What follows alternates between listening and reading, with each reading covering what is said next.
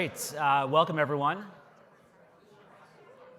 Let folks take their last seats here. Welcome, everyone. Thanks for joining this morning. Really appreciate it. I think we've got a great panel of guests here today to talk to you about kind of breakthrough innovations in career services from both an employer and a university standpoint.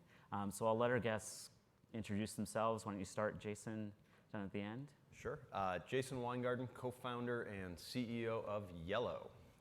We are a recruiting operations platform. We got our start.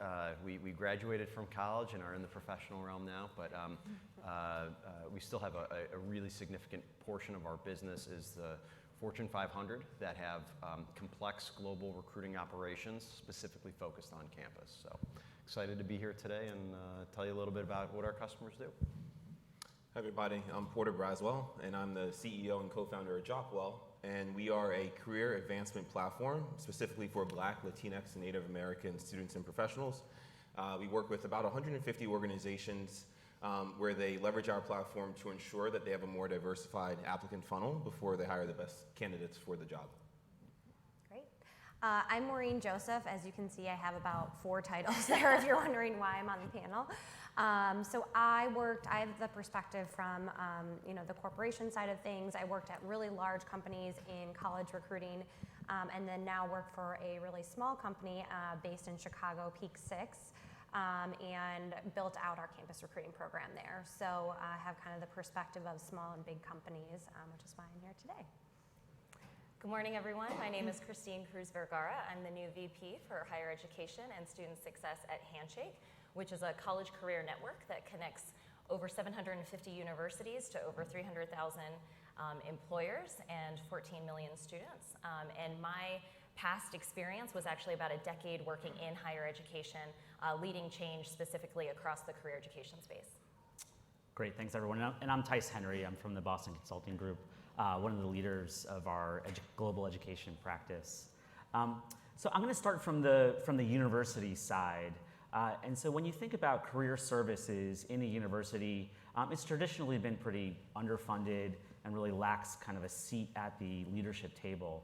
How quickly do you all see this changing, kind of with the increased focus on outcomes in higher ed? And what can we really do from a policy and practice standpoint to accelerate the change, to get universities really as focused on career services and recruitment as they do on actually recruiting students in? And anyone can. Christine, you got to start. Should I take this? You got it. Happy to. So I have a lot of opinions about this in particular. I do believe that career education needs to be at the table, but when I say career education, I don't actually mean specifically career services. I believe that career education needs to be owned by the entire institution.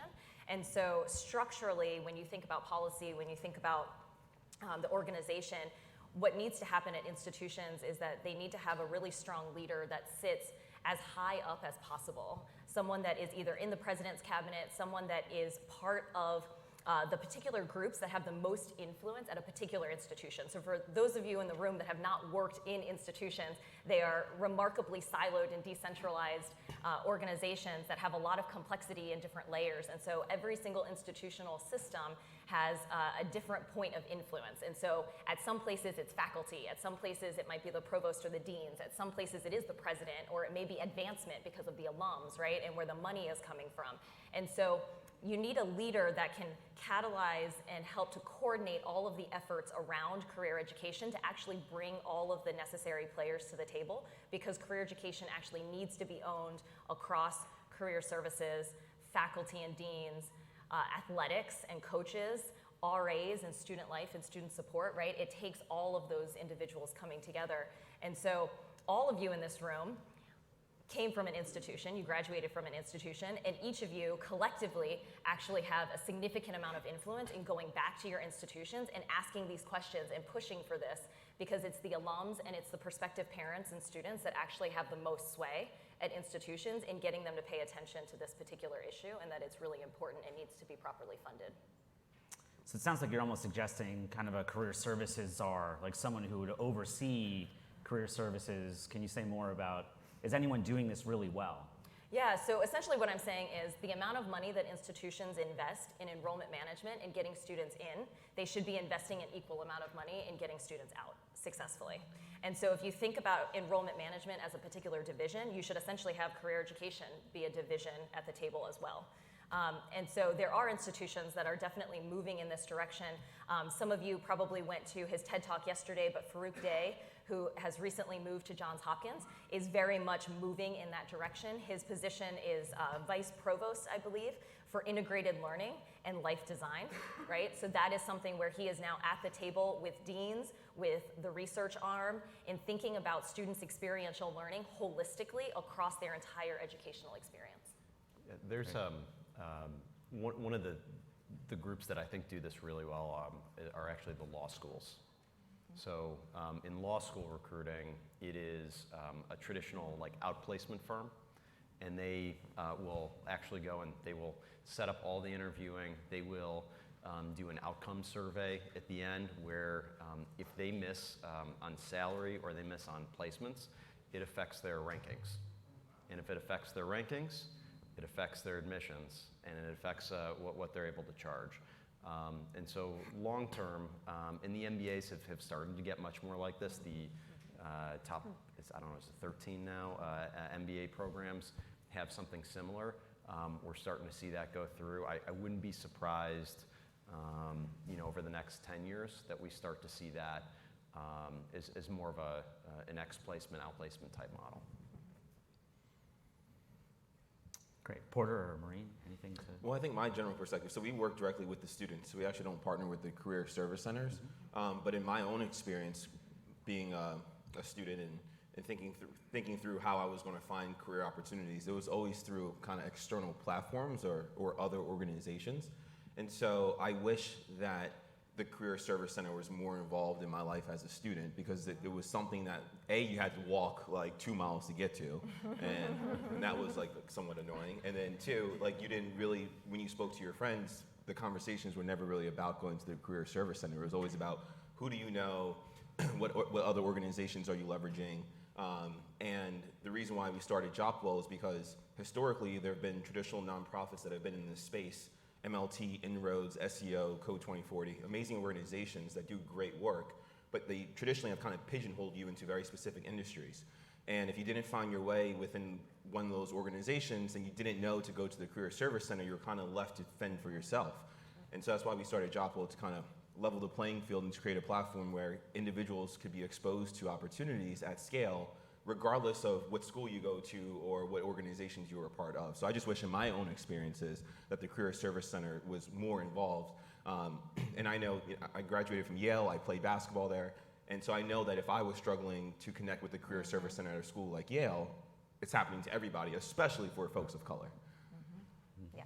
I mean, from the company side of things, similar to what Christine was saying, like career services is where you're supposed to go. From the company side of things, you're supposed to set up interviews, but then if students don't have access or aren't aware of what career services is doing, and there's not enough like marketing and branding there, I feel like companies maybe more from the smaller scale who maybe don't have the relationships with professors or other organizations who are trying to do some of those things, may not have kind of access to recruit more students as well. So I think I know an approach that we've used at really large companies was partnering a lot with professors, and you would want that to be more ingrained with what career services is doing as well. I think this is also where technology, right? All of our work kind of comes into play, because I think technology can help career education, and again, I say that broadly, not just career services, but everybody that should care about our students' success. This is where technology can play a role in actually helping to scale and helping to reach the masses, because there's so much that is happening in education right now that actually can be automated and can use technology to their advantage, right? Like the idea 100%. Of where do students go when they want information? They go to their trusted network, right? And one of their trusted networks are their peers, right? And so like at Handshake, we have developed community tools to allow students to be able to access better information from their peers, to access reviews, to access Q&A, to be able to do peer messaging, so that they actually are able to access these opportunities that otherwise they wouldn't have been able to access before, and that can actually free up the institutions to automate like 80% of the things that they do, and then actually reposition and reconfigure their roles to actually focus on the high touch, high personalization things that require high levels of expertise. That's a great segue into my next question, which is when you think about the role of employers from either the employer perspective or the technology perspective, who's really kind of leveraging technology in a great way to reach either diverse pools of candidates or kind of the best talent for their organization? Like, what are your power users on the platform doing differently? So at Yello, I would say our power users are the ones that have been the big traditional campus recruiters for decades, the ones that we believe have basically created the industry. So it would be an EY, a Microsoft, a JP Morgan Chase, and obviously Walgreens and Grand Thornton. So they've utilized us in similar to how Christine was talking about of repositioning the roles of the folks in career services. Yello's enabled our customers to do that from a recruiting standpoint, whether it's we've all had to schedule a meeting, and it's been a pain where you've got to have a whole bunch of people together. Imagine doing that for interviews over and over, where you have to meet with Christine, and then you can either meet with Maureen or her peer, and you got to meet with one of 30 people from Jopwell. Go, right? And so if you think about how Microsoft has to do that across 70 countries with hundreds of campus recruiters, that's a big problem that we're solving. And it enables them to really be great concierges to help ensure that not only are they sourcing the best talent, but they are becoming the employer of choice because they provided an exceptional candidate experience. And so it's been the traditional one so far. I expect that to change because as the technology gets better, more people are able to utilize it and do very unique things, and we're just starting to see that. On our end, the companies that do it the best really are the ones that have recognized that they've been terrible about it in the past. And so they come to us and they say, this is traditionally what we've been doing. Like, what do you suggest we do to better authentically engage with this community? So they're completely rethinking how they go about recruiting and how they're connecting with diverse individuals. And so they become our power users because Jopwell then has a role in shaping how they're communicating and connecting with our audience. And what we find to be so fascinating is that historically these companies have always taken this approach. And again, I'm a product of it, so we advise against it because I lived through it, where they would come, they would meet with all the black students and be like, diversity, diversity, diversity. And it's like, all right, that's cool, but what do you do as a company? Yeah. And they completely miss the mark. And so it's this very, now they're taking a more refreshed approach to how to recruit from this particular population. And those organizations that allow Jopwell to really drive the best ways to go about that recruiting, they crush it on the platform. Mm-hmm.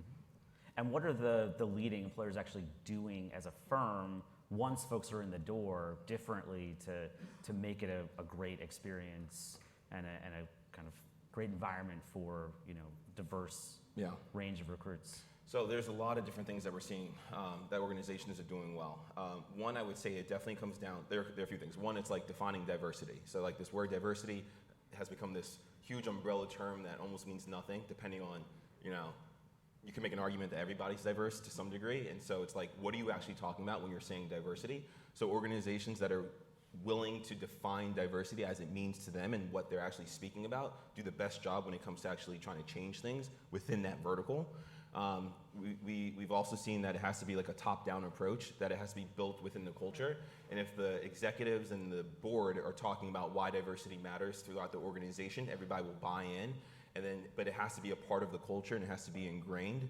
And then thinking about moving away from just being inclusionary cultures to cultures where people feel like they belong, and what does it take to drive cultures where people feel like they can bring their best authentic selves to work, and having those dialogues be conversations that people can actually engage in, no matter if you're an analyst or a partner within an organization.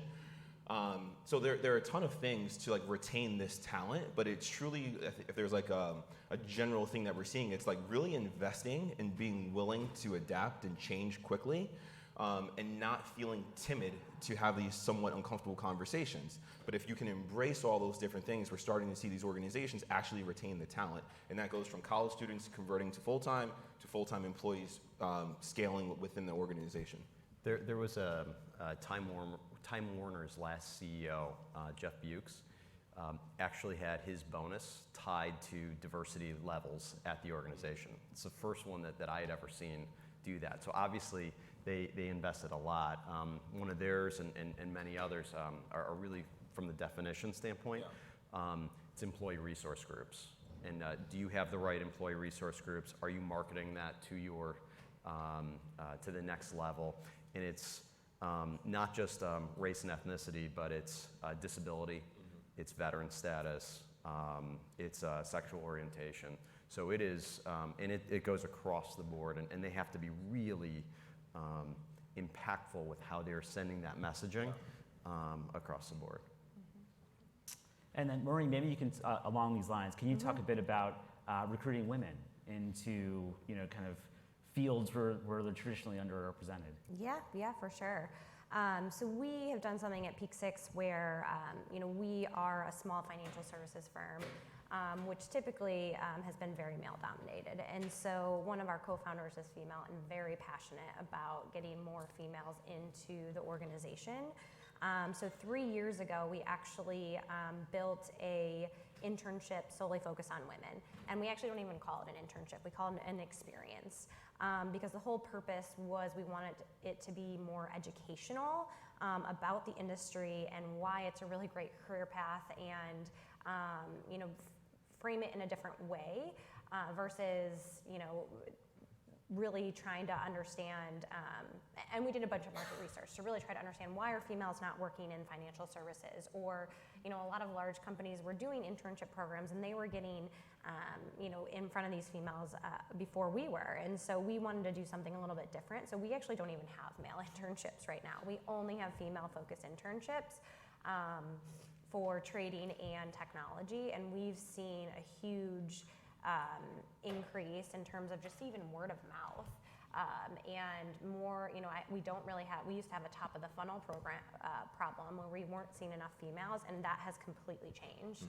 And I think it's also just the way we framed the program, because I think we've done a really good job of not making it super traditional from an internship standpoint, but making it more come and learn. And if it's not the right fit for you, fine, that's okay. Like, go do something different and talk about this program, but we want people to learn more about the industry and learn why it could be a really great career for them. That's awesome. Super. We've heard a lot of names of kind of big corporations who are partnering on your platforms, who are recruiting into these institutions. How do you think about democratizing kind of access to students, right? When you think about a Peak 6, a smaller employer, how do you think about getting, a wider range of employers actually engaged in the recruiting process and able to scale? And how can they use technology to kind of amplify their voice as kind of smaller employers? I mean, I think Handshake has been huge for this. We were talking about this before we even started the panel, that I think back to my days when I first started out as a campus recruiter, and I had to go to each separate school to post our jobs. And that could take, a whole day to do if you're posting your job at 50 different schools. I mean, Handshake was huge in just being able to post at all these schools now and getting access to schools that we maybe didn't have access or just didn't have the time to do. So I think that, from that side of things, I think that has been huge for the company and recruiting side of things, because now we can focus our time on actually talking to students and telling our story. Versus posting the jobs and then praying that people are gonna hopefully apply and hopefully we'll get to talk to the right people. So I think technology has made a lot of, I know that Yello is starting to help with like interview scheduling, and just there's a lot of recruiting operations that has been a pain for recruiters. And so technology has played a huge role in actually streamlining a lot of that and making more time for recruiters to actually spend time on talking to students, talking about why the company could be a really great fit, working on that employer brand piece as well. And I would just add in that I think with some of the peer-to-peer learning pieces that I just mentioned earlier around our internship reviews, our Q&A, and our peer messaging, we have found that a lot of employers, both large and small, have really taken advantage of that precisely to tell their story. So when students are leaving reviews on their internship experiences, for example, we're seeing a lot of employers are actually utilizing that as a tool for engagement, and to be able to continue to build out their pipeline, to be able to respond to them and to keep them warm, to be able to tell the stories that they're looking for. We've built out a premium product for employers, and for those in particular, they're using those strategies to do better branding and customization to different pockets and different segments that they're looking for. And so that's been really interesting to sort of see how they're utilizing their alums as well, especially at the smaller companies, to build brand awareness. Because I think for those of you that are in the room, you're probably quite aware that for a lot of our college students, they know the big names, and it's a lot harder to get them to recognize smaller or mid-sized companies. And so these more personalized approaches through the technology and through the platform have really helped to elevate the presence of many of those organizations. We've had a little bit of a different experience. So Yello is now north of 200 employees. We hired almost 100 last year. Many were from college students. And at the large diversity conferences that we attend, it's every brand name and us. And if we are not the company that students are trying to go work for. And we talk about the big brands. Obviously, that's who Yello services. But the reality is that over half of hiring of college students is SMB. So like they've been doing it. They've been doing it effectively for many years. The difference and where I think we've seen success and what Peak Six is doing right now, specifically around recruiting events, is that the ability to capture the information and get it right to the hiring manager immediately so that the hiring manager can go and make that call, that's huge. Because the hiring manager and your team, they will tell the story, they'll tell the right story, and that way, there's thousands of brands that are influencing, all the students. So the ability to just speed of getting them right to the hiring manager, I think is something that the SMBs now have the power to do. Mm-hmm. So we've talked about the kind of employer side and the career services side. What about the students? How do you drive students to actually be engaged on the platform, engaging with employers, getting the most out of the platform?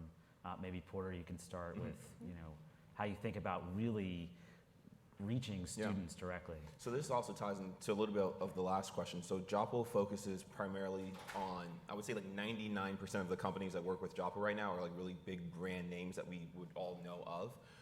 Because the community in which we're trying to serve, they have different challenges than what a broader community of individuals may face. And so, which goes into this question of like, what are we doing basically to like drive this engagement with the students to these companies? And again, going back to my own experiences, when I was in college and like Goldman Sachs would come to campus, I would show up because I knew I wanted to work in finance, and I thought, okay, a bank, I could work there, and that was like, that was my existence. And so I spent 3 summers interning there in college and started my career there. But when like Google or Facebook or the NBA or whatever came to campus, I figured, well, there's not a role for me within those organizations. I want to do finance, so therefore I have to kind of work at a bank. And so what we're seeing is that, of course, if you've been successful in a lot of different walks of life as a student, and you're pursuing rigorous coursework and you're studying certain things, you're qualified for a lot of different things. You don't have to be pigeonholed for a specific thing that meets your mind. But traditionally, we've been told to be successful, you have to be a doctor, you have to be a lawyer, you go into finance, maybe become a consultant, and that's it. And so again, thinking back to what all the traditional nonprofits have done historically, they kind of put you in those very specific industries. And so the students that do the best on Jopwell are those that create full profiles. They talk about what their interests are. And so now when like a Spotify is coming to campus, they're getting individuals that may be pre-med. They may be poli-sci majors, because these organizations are now able to search and filter for what they define as quality, and these individuals are now being recruited where they historically haven't recognized that they were qualified for those opportunities. Mm-hmm. And so it's been amazing to see how like a firm like Goldman Sachs are recruiting students that never would have associated their background being good for them, And companies like Facebook are recruiting finance folks who never thought I could do that at Facebook. And so it's been awesome to kind of see that happen on the platform. Yeah, I mean, I think, going back to my experience, at Walgreens, like we looked at specific majors and we had GPA requirements and things like that. Like at Peak Six, we don't care what your major is. Like can you do the job? And do you have the skills to do the job? Are you, self-aware? Are you going to work really hard? Like those are more of the things, those behaviors that we're looking for versus, what was your major or, what was your GPA? Yeah, for us, we're seeing that the students that are most successful are those similar to what Porter was saying, that take the time to actually fill out their profile and to really make it broader in terms of the classes that they're taking, the projects that they're working on, the organizations that they are a part of, the interests that they have.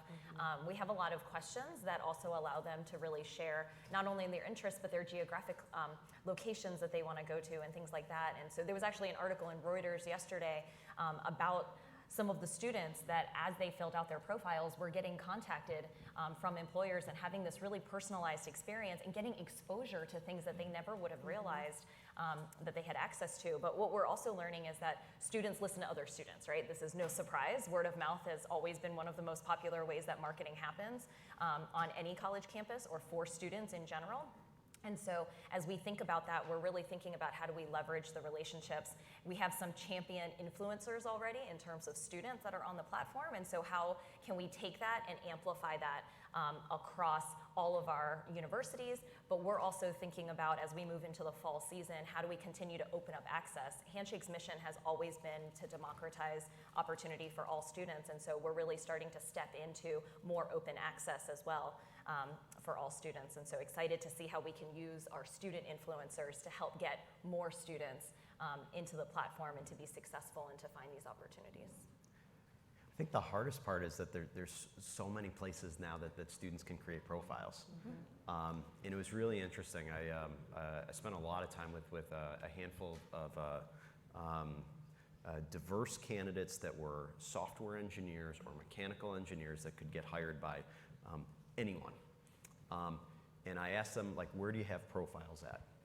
So they were Handshake, they were with Jopwell, they were with LinkedIn, they had stuff with Piazza. Like, there's 5 different places. And so I think there's the interesting part is how do we make sure that the students are getting the right value?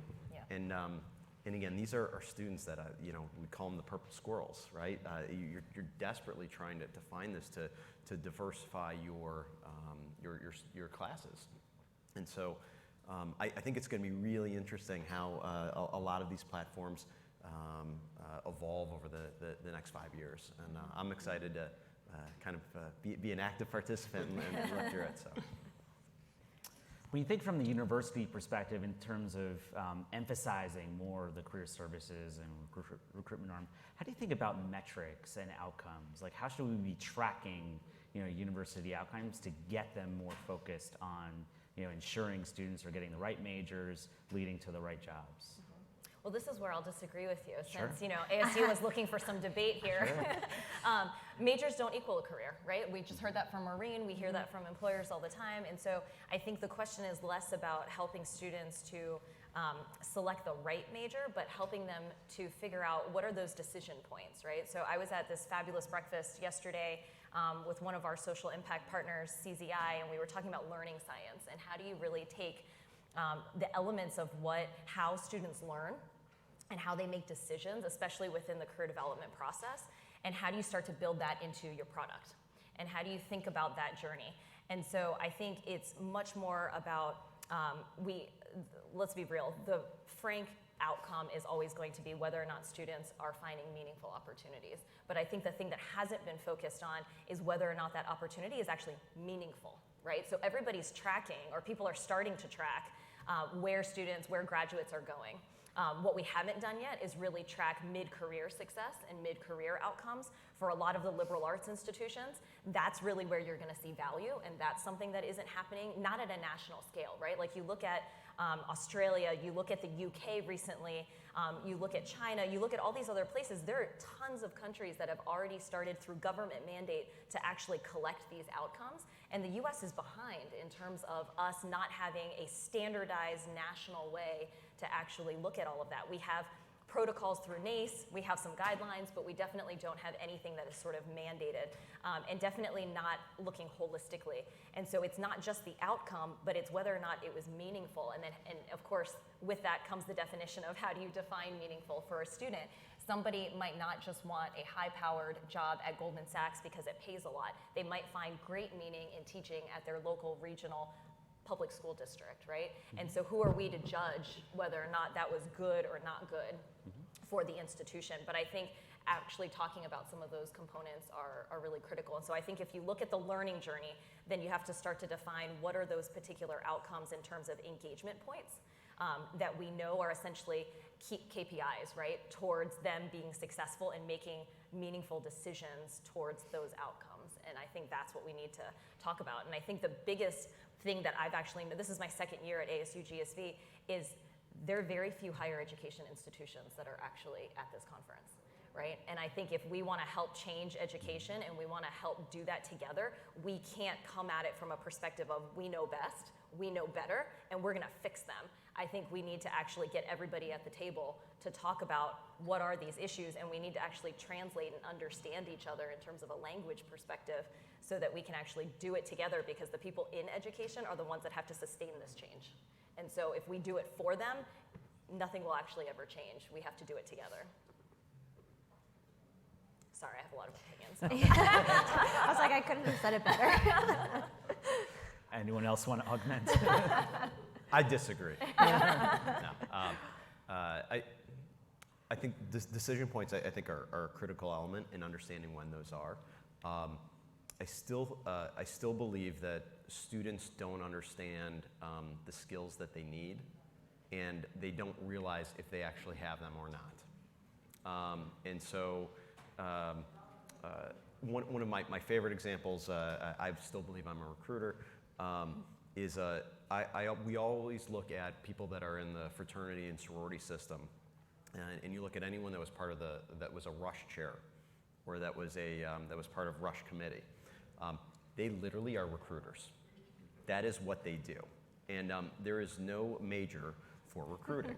Yet, we've developed a huge industry around getting people there. So. I believe that there needs to be a better classification of skills. There needs to be better assessments of who gets these. And then to Christine's point around the decision points, like, yeah, go, if you're in a fraternity, go be part of Rush. If you think that you want to be, a people person down the road, that's a great way to do it.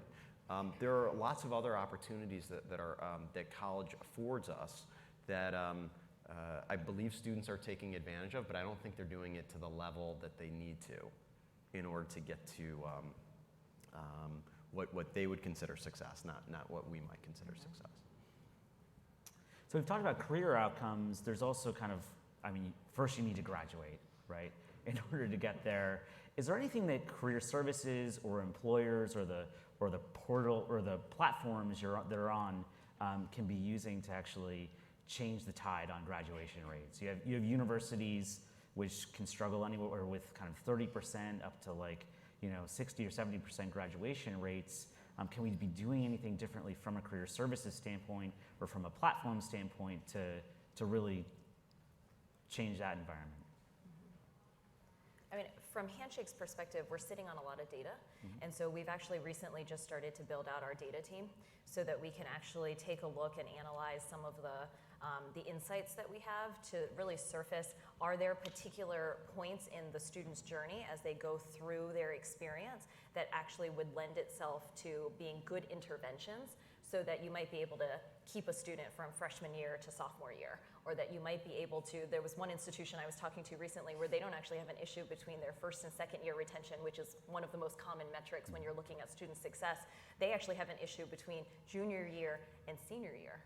And so that was really interesting for them to be able to say, wow, why are we losing them at that particular point? What do we need to do? Is it because they're not getting enough support? Is it because they don't see a particular future? What is that about that piece, right? And so I know as a company, we're sitting on a lot of data, and we're really excited in the next couple of years to really kind of dig into that so that we can help surface those insights back to our university partners to really help them with that student success question. Our view from our platform is that there needs to be a business just focused on that. And for us to try to take that on, we would be doing a disservice, because that would have to be our sole focus, especially within the communities in which we're operating and trying to serve. And so while there are things that we do, we have like a content platform, we try to do mentoring at scale. So there's a lot of content, there's a lot of videos, there's a lot of inspiration that we can provide to individuals on the platform. And of course, we collect a lot of information as well.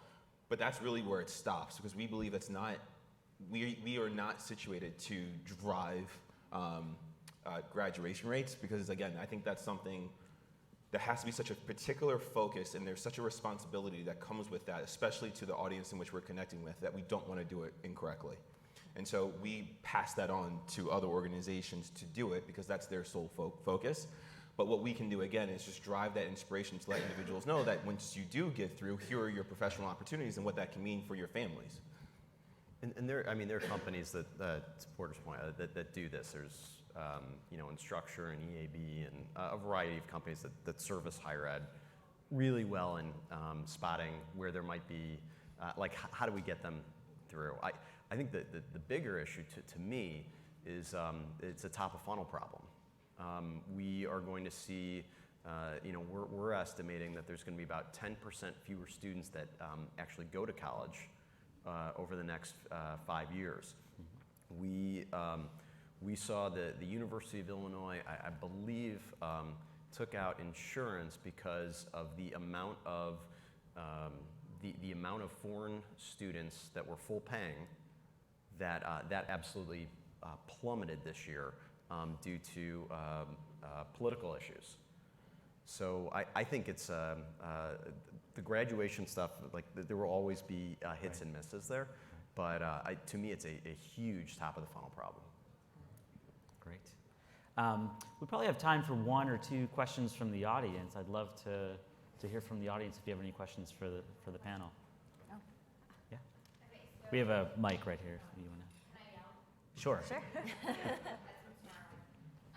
specifically using ASU as a reference, as we are moving more to the non-traditional model for students and away from bricks and mortar recruiting, I'd love to get your thoughts on that, since a lot of this was focused on the bricks and mortar traditional pathways. It sounds like all of you guys are really playing in that innovation space to help bridge some of those gaps. As you're doing online or non-traditional learning, what are the pathways for innovation, I guess you would say, that you guys are seeing? Is anybody doing it really well? So I'll start from a Yello perspective. Event-based recruiting is the traditional recruiting, right? And it's you go and you live on campus. Maureen knows this better than anyone. And we believe that that's going to continue at places where there's just always going to be great ROI. I thought I saw Starbucks on there. Like I'm sure. I'm asking for the SCAP scholars, basically. Okay. Yeah. So like I'm sure. Thousands of students that go Yeah. to ASU that don't stay in Arizona. So what are the ways that you guys can cater to them through tools and technologies for context? So our belief is that the event-based recruiting will continue to be big and will continue to, but it'll be more focused. And so they're utilizing platforms like Yello for recruiting CRM to be able to source from excellent databases where they can go and engage. And then it's how do we classify through primarily assessments that these students have these skill sets. And so we are seeing more of our customers have a campus recruiting team, and then they have a rest of world team. And that rest of world team is a full-blown campus recruiters that never visit campus. And we have one of our customers is announcing that at our conference, at the Yello conference in a few weeks, that this is the first time that they are having a full-blown team that is going out sourcing. They are looking at non-traditional educational experiences. They are looking at skills. They are looking at a variety of assessments, and they're ahead of the curve.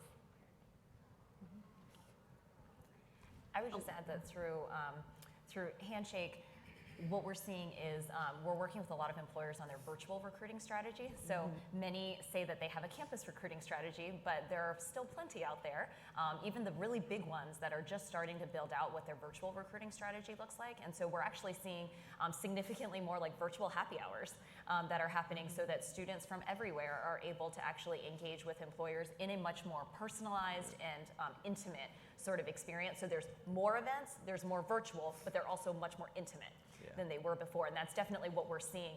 And so that, in addition to, on the employer end, proactive outreach. And so we're really encouraging students in particular that are online students, for example, to make sure that your profile is complete. Make sure that you are putting in a review. Make sure that you are asking questions or answering questions on the Q&A platform. Engage in the peer messaging. Those are some of the aspects that allow them to have greater visibility so that employers can also find them and search and sift for them so that they have that more personalized experience through the platform. And we do a combination of both. So we have a virtual recruiting strategy because we're a small company. We don't have a recruiter for every single school. We have a smaller team, and there's no way we can actually get to all the students we want to get to. We want to be able to reach all these schools across the country without having to physically go there.